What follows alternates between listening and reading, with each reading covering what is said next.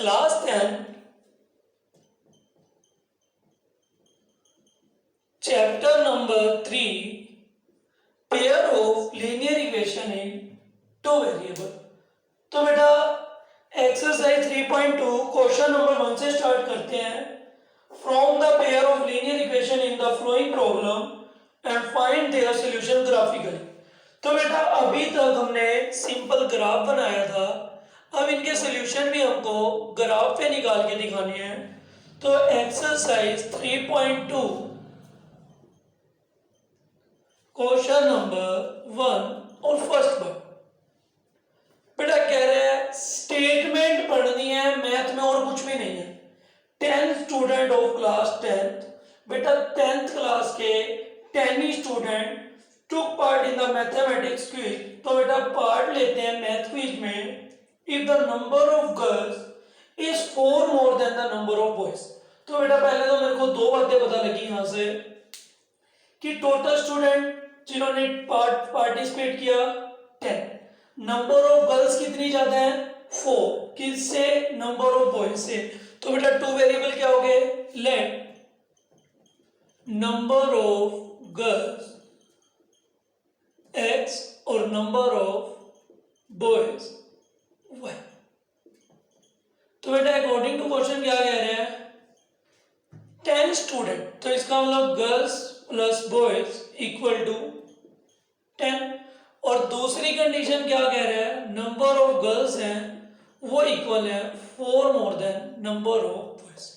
तो बेटा अगर ये कहता कि फाइंड करो number of girls number of boys कितने हैं, तो बेटा हम डायरेक्ट x की वैल्यू यहाँ पर पुट कर देते y प्लस 4 और y 2y 4 उधर जाकर 6, y की वैल्यू आ जाती 3 और x की वैल्यू आ जाती 3 प्लस 4 7, क्योंकि बेटा यही दो कंडीशन सेटिस्फाई भी कर रही है कि बॉयज 3 थे और गर्ल्स 7 थे, जिससे नंबर ऑफ गर्ल्स भी 4 मोर देन हो गए और दोनों टोटल भी 10 हो गए। लेकिन बेटा इसने कहा क्वेश्चन में फाइंड करो x और y की वैल्यू ग्राफिकली, कि ग्राफ पे इसका सॉल्यूशन कैसे निकलता है। बेटा इनके पॉइंट निकालते हैं हम। ये x है और ये y है। बेटा x की वैल्यू 0 पुट करोगे, पुट करिए x की वैल्यू 0 तो y की वैल्यू बेटा 0 तो y की वैल्यू डायरेक्ट 10।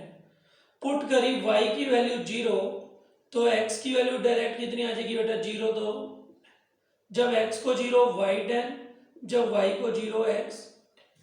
ऐसे ही बेटा ये यहां पर पुट करा x को 0। बेटा अगर x को 0 पुट करता हूं तो प्लस 4 इधर आकर माइनस 4 हो जाता है और y की वैल्यू माइनस का, और पुट करता हूं y को 0 तो 0 प्लस 4 x की वैल्यू 4। तो बेटा इसका ग्राफ कैसे बनाते हैं, ये रहा बेटा ग्राफ। 10 तक जाना है 4 तक जाना है, मैंने 2 का गैप ले लिया, 0 2 4 6 8 10, 2 4 6 8 10, -2 -4 -6 -8 -2 -4 -6 -8। ऐसे ही बेटा x की वैल्यू 0 y की वैल्यू 10, x की वैल्यू 10 और y की वैल्यू 0। तो बेटा एक ग्राफ तो गया यहां से,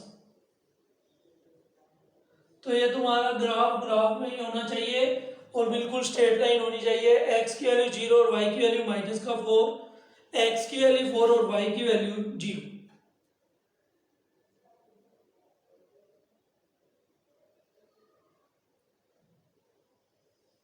तो बेटा ये ग्राफ कहां पर इंटरसेक्ट कर रहा है, ये ग्राफ इंटरसेक्ट कर रहा है बेटा जहां पर x की वैल्यू तो है 7 और y की वैल्यू है बेटा 3।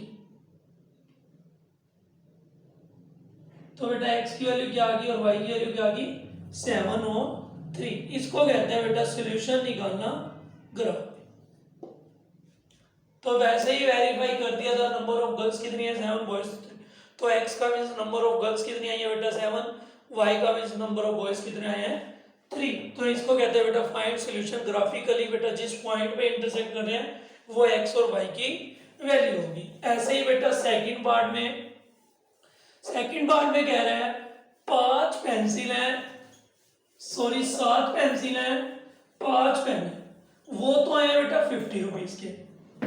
स्टेटमेंट पढ़नी है और कुछ भी नहीं करना, बहुत आसान है बेटा। मैं 5 pencil and 7 pen together cost 50, whereas 7 pencil and 5 pen together cost 46। तो बेटा बस लाइन पढ़ी, 5 पेंसिल और 7 पेन वो तो थे 50 के, 7 पेंसिल और 5 पेन वो थे 46 के।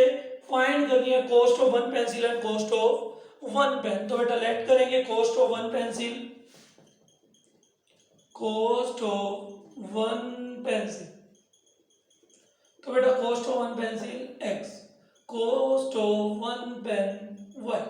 तो अकॉर्डिंग टू क्वेश्चन क्या है बेटा, 5 pencil 7 pen together cost 50, whereas 7 pencil 5 pen together cost 46। तो बेटा इसका ग्राफ खुद बनाना, मैं वैल्यू निकाल लेता हूँ।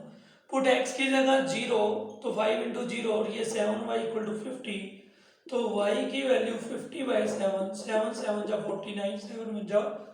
पुट करा बेटा y की जगह भी 0, 5x प्लस 7 इंटू 0 तो 0, तो x की वैल्यू 50/5 10। तो और कुछ भी नहीं है बेटा, बस स्टेप बाय स्टेप आगे बढ़ते जाओ, जो समझ में आ रहा है करते जाओ। ऐसे बेटा सेकंड इक्वेशन पुट करें x की जगह 0, 7 इंटू 0 0, तो 5y इक्वल टू 46, तो 5y इक्वल टू 46, तो y की वैल्यू 46 से डिवाइड करोगे, 5 9 जा 45, 1 0, तो 5 2 जा 10। पुट करोगे y की जगह भी 0, तो 7x प्लस 5 इंटू 0 46, तो 7x इक्वल टू 46, तो x की वैल्यू 46/7, 7 6 जा 42, 4 0 7 5 जा, तो ये 6.5। तो बेटा 1 1 का गैप लेंगे, x की वैल्यू 0 तो y की वैल्यू 9.2, y की वैल्यू 0 तो x की वैल्यू 6.5। तो बेटा इसका ग्राफ खुद बनाना है और मेरे को बताना है कि ये ग्राफ कहां पर इंटरसेक्ट करेगा, x और y की वैल्यू कितनी आएगी। इसी के साथ बेटा 3.2 क्वेश्चन नंबर 1 भी कंप्लीट। क्वेश्चन नंबर 2 और 3 हमने पहले ही कंप्लीट कर लिया था। क्वेश्चन नंबर 4 में भी बेटा कुछ नहीं कह रखा, सिर्फ लाइन पढ़नी है। बेटा क्वेश्चन नंबर 4 में कह रहा है which of the following pair of a linear equation are consistent या इनकंसिस्टेंट। तो बेटा पूछ रखे हैं इनमें से कौन सा पेयर कंसिस्टेंट है या इनकंसिस्टेंट है। इफ कंसिस्टेंट, अगर कंसिस्टेंट है तो उसका सॉल्यूशन ग्राफ पे भी दिखाओ। तो बेटा ये दो इक्वेशन है, कंसिस्टेंट कब होता है और इनकंसिस्टेंट कब होता है, इसके लिए बेटा लास्ट वीडियो जरूर देखनी पड़ेगी, पता लग जाएगा कंसिस्टेंट क्या था और इनकंसिस्टेंट क्या था। 2x plus 2y equal to 10। तो बेटा a1/a2 की वैल्यू देख रहे हो 1/2, b1/b2 की वैल्यू देख रहे हो 1/, c1/c2 5/10, ये भी 1/2। तो बेटा अगर तीनों इक्वल होते हैं तो इनफिनाइट मैनी सॉल्यूशन, अगर बेटा इनफिनाइट मैनी सॉल्यूशन होता है तो ये क्या होता है, consistent. If a1/a2 equal b1/b2 equal c1/c2, तो बेटा ये कौन सी लाइन होती है, कंसिस्टेंट। तो इनका बेटा ग्राफ भी दिखाना है, x plus y equal to 5 है, तो बेटा पुट करोगे x को 0 तो y की वैल्यू 5, पुट करोगे y को 0 तो x की वैल्यू 5। ऐसे ही बेटा 2x plus 2y equal to 10। बेटा 0 पुट करने से तो वही वैल्यू आ रही है 5 5, कुछ और पुट कर लेते हैं। पुट करा x की जगह 1, अगर x की जगह 1 पुट करता हूं 2 1 जा 2, 2y इक्वल टू 10, तो बेटा 2 उधर आकर सब्ट्रैक्ट, तो y की वैल्यू 8/2 4। अगर x की वैल्यू 1 पुट करी तो y की वैल्यू 4, और पुट करा y की जगह 1, तो बेटा 2 1 जा 2, 2 उधर जाकर सब्ट्रैक्ट, तो 8, x की वैल्यू भी 8/2 4।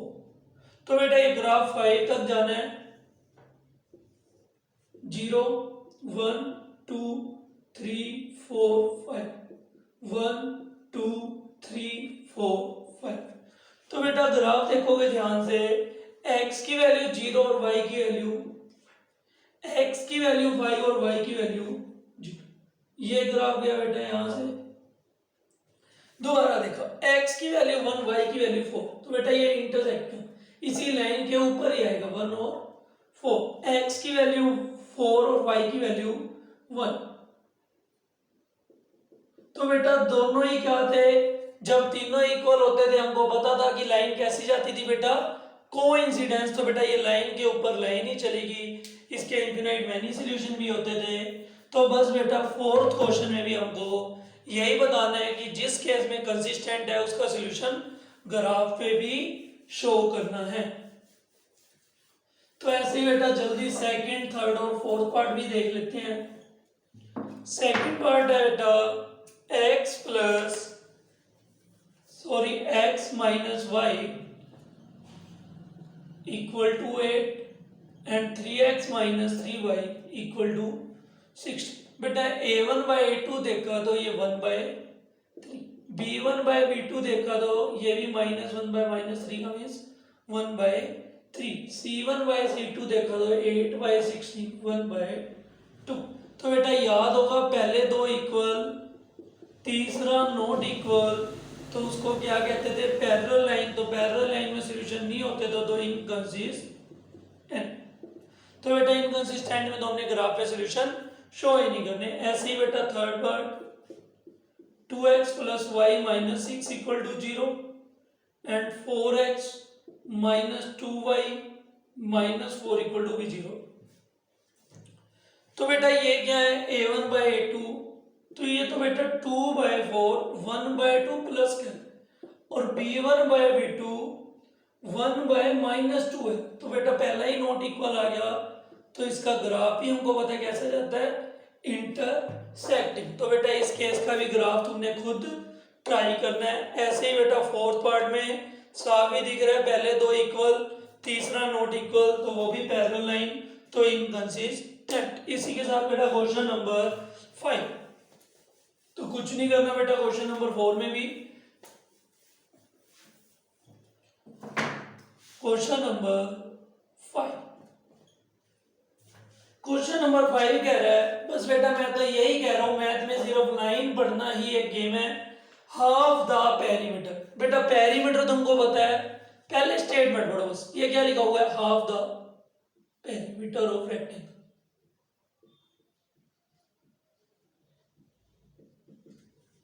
Of the perimeter of rectangular garden whose length is, बस बेटा लाइन लेंथ इज का मीनिंग जहां भी है equal to length is 4 metre more than its width means breadth. तो जब तक ब्रेड्थ नहीं पता होगी तो बेटा लेंथ भी नहीं पता होगी। तो लेट करिए बेटा ब्रेड्थ x, तो लेंथ क्या होगी 4 मीटर मोर देन, तो 4 मीटर मोर, तो x प्लस 4, या अलग अलग ले लेते, दो इक्वेशन भी बना सकते थे। कह रहा है इस 36 मीटर, बेटा हाफ पेरीमीटर दे रहा है कितना 36 मीटर। तो बेटा हाफ पेरीमीटर ऑफ रेक्टेंगल कितना गिवन है, हाफ पेरीमीटर ऑफ रेक्टेंगल क्या होता है बेटा 2 इंटू एल प्लस बी। बेटा ये 2 से 2 यहीं पे ही खत्म, लेंथ प्लस ब्रेड्थ, लेंथ है x प्लस 4, ब्रेड्थ भी है x, तो बेटा x और x 2x 4 उधर जाकर माइनस, तो ये 32, x की वैल्यू 32/2 16, x की वैल्यू मींस ब्रेड्थ कितनी आ गई 16, तो लेंथ कितनी आ गई 20। तो बेटा फाइंड करनी थी लेंथ एंड ब्रेड्थ, तो find the dimension of the garden. तो बेटा मैं तो हमेशा मैथ में यही कहता हूं कि लाइन पढ़ो, जो लाइन में कह रखा है वो नोट करो, अपने आप सम हो जाएगा। तो बेटा आता मेरे को भी कुछ नहीं है, बस मेरे को लाइन पढ़नी है। तो हाफ पेरीमीटर कितना था बेटा 36, और कह रहा है length is 4 metre more than its breadth. तो बेटा क्वेश्चन नंबर 6 तो कुछ भी नहीं है, ऐसे ही एक इक्वेशन दे दी, कह रहा है गिवन द लीनियर इक्वेशन। बेटा ये लीनियर इक्वेशन गिवन है, कह रहा अपनी तरफ से एक और लीनियर इक्वेशन लिखो, right another linear equation in two variable such that geometric representation of the pair form intersecting line. बेटा हमको पता है इंटरसेक्टिंग लाइन कब होती है, इंटरसेक्टिंग लाइन होती है बेटा a1/a2 नॉट इक्वल हो b1/b2। तो मेरे को कोई भी इक्वेशन ऐसी लिखनी है जिसमें a1 और a2 ये इक्वल ना जाए b1 और b1/b2 के। तो मैंने लिख दिया 4x + 5y + 10। तो अपनी तरफ से कोई भी इक्वेशन दे दी तो बेटा देखो 2/4 तो 1/2 है, ये 3/5 है, तो a1/a2 नॉट इक्वल। ऐसे ही बेटा सेकंड पार्ट में पैरेलल लाइन, बेटा पैरेलल लाइंस क्या कहता है a1/a2 equal b1/b2 but not equal c1/c2। बेटा पहले दो इक्वल आने चाहिए ना, दोनों का डबल कर दो, 2 का डबल भी 4, 3 का डबल भी 6, यहाँ पर फिर 10। तो बेटा ये क्या आ रहा है 2/4 1/2, 3/6 1/2, ये 8/10 1/2 नहीं है, तो फर्स्ट टू इक्वल थर्ड। तो अपनी तरफ से कोई भी इक्वेशन बनाओ, कोई जरूरी नहीं है कि मैंने डबल लिखा है, तुम 4 टाइम भी लिख दो तो दोनों जगह 4 times. Coincident a1/a2 equal b1/b2 equal c1/c2। बेटा तीनों इक्वल होते हैं, तो a1/a2 equal b1/b2 equal c1/c2, तीनों का डबल कर दो, 2 का डबल 4, 3 का डबल 6, 8 का डबल 16। तो चेक करो कि ये भी 1/2, ये भी 1/2 और ये भी 1/2। अपनी तरफ से कोई भी इक्वेशन लिखनी थी। तो बेटा लास्ट क्वेश्चन नंबर 7 मेरी तरफ से इस पूरी एक्सरसाइज में 110% है ही क्वेश्चन नंबर 7, या वो क्वेश्चन नंबर 2 और 3 में जो पूछ रखे है कि ये कंसिस्टेंट है या इनकंसिस्टेंट, या इंटरसेक्टिंग है, पैरेलल है, या। तो बेटा मोस्ट इंपोर्टेंट है क्वेश्चन नंबर 7, और बाकी तो बेटा कॉमन सेंस ही थी। और ये क्वेश्चन नंबर 7 मैंने 9th में सेम करवा रखा है। आज तुमको दिखेगा भी कि हाँ यही करवाता था मैं। Draw the graph of the equation. बेटा x - y + 1 = 0, 3x + 2y - 12 = 0।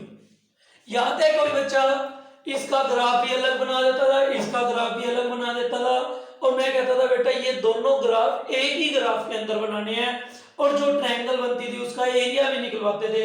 तो यही करना है बेटा, determine the coordinate of the vertex of A triangle formed by this line. बेटा इन दो लाइनों ने ग्राफ पे ट्रायंगल बनाई है एक्स एक्सिस पे, उसके कोऑर्डिनेट लिखने हैं, and shade the triangular region. तो एरिया इसने नहीं पूछा अभी भी, सिर्फ इनका ग्राफ। तो बेटा ग्राफ के लिए x - y = -1, कुछ नहीं करना, हमेशा पुट x की जगह 0। बेटा x की जगह 0 तो y की वैल्यू पुट करा, बेटा y की जगह 0 तो x - 0। और बेटा देख लो ये 9th में भी पढ़ा था और 10th में भी उतना ही इंपॉर्टेंट है जितना मैं 9th में कहता था। इसका हमको इंपॉर्टेंट x की वैल्यू 0 तो y की वैल्यू 1, एंड y की वैल्यू 0 तो x की वैल्यू -1। तो बेटा ये भी 3x + 2y = 12 है। पुट करेंगे x की जगह 0 तो 3 × 0, तो बेटा y की वैल्यू 12/2 6। पुट करेंगे y की जगह 0 तो 3x + 2 0 और x की वैल्यू 12/3 4। तो बेटा इसके भी क्या सॉल्यूशन आ गए, x की वैल्यू 0 तो y की वैल्यू 6 और y की वैल्यू 0 तो x की वैल्यू 4। तो बेटा ये ग्राफ है, मैक्सिमम 6 तक वैल्यू चाहिए, 0 1 2 3 4 5 6, 1 2 3 4 5 6, -1 -2 -1 -2। सबको पता है ये y एक्सिस, ये x एक्सिस, ये x डैश एक्सिस, और ये ये y डैश एक्सिस, और ये x डैश एक्सिस।